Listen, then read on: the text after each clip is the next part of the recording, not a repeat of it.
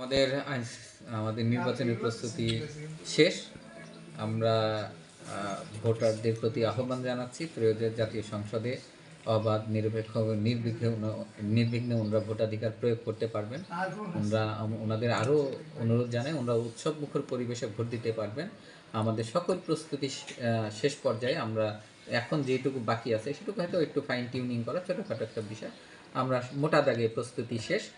আমাদের ভোটের মাঠে আইনশৃঙ্খলা পরিস্থিতি সহ ভোটারদের ভোট প্রদান নির্বিঘ্ন করতে দায়িত্ব পালন করবেন বাংলাদেশ পুলিশ, আনসার করবেন, বিজিবি করবেন এবং সর্বোপরি বাংলাদেশ সেনাবাহিনী তো দায়িত্ব পালন করবেন। সব জায়গায় ওনাদের উপস্থিতি আছে। শুধুমাত্র আমাদের 3টা উপজেলা তাহিরপুর, বিশ্বম্বরপুর এবং সদরে সেনাবাহিনী থাকবে না, এখানে দায়িত্ব পালন করবে বিজিবি।